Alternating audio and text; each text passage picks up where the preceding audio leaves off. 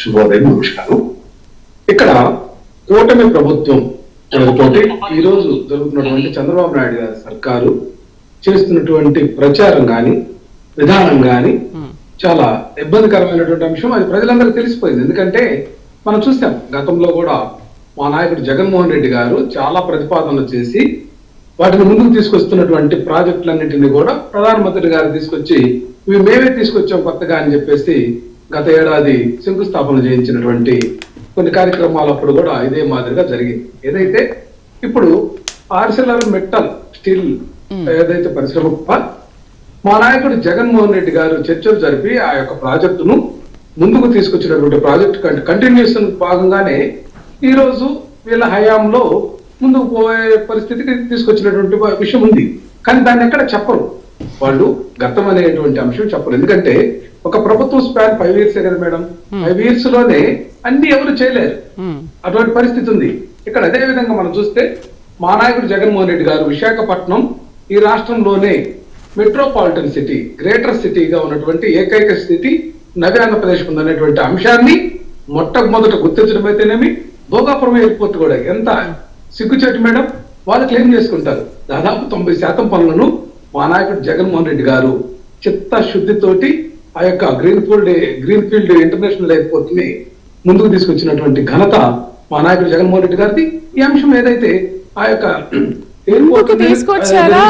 రామారావు గారు ముందుకు తీసుకొచ్చి ఆపేశారా లేకపోతే ముందుకు తీసుకొచ్చి ప్రారంభించి వదిలేశారా? ఖచ్చితంగా అండి.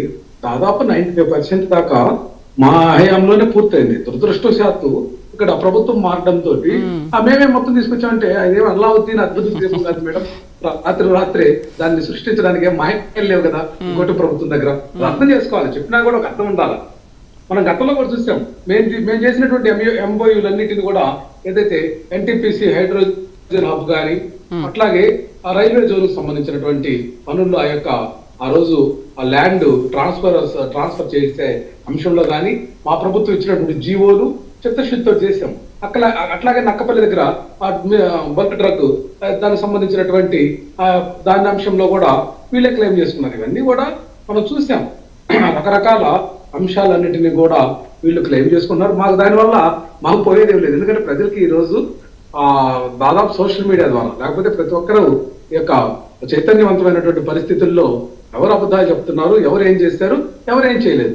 ఏ రోజు మా ప్రభుత్వం గాని మా నాయకుడు గాని మేము చేయనటువంటి పనిని ఏ రోజు మేము క్లెయిమ్ చేసుకోలేదు మేడం. ఇది ప్రజలు గమనిస్తున్నారు.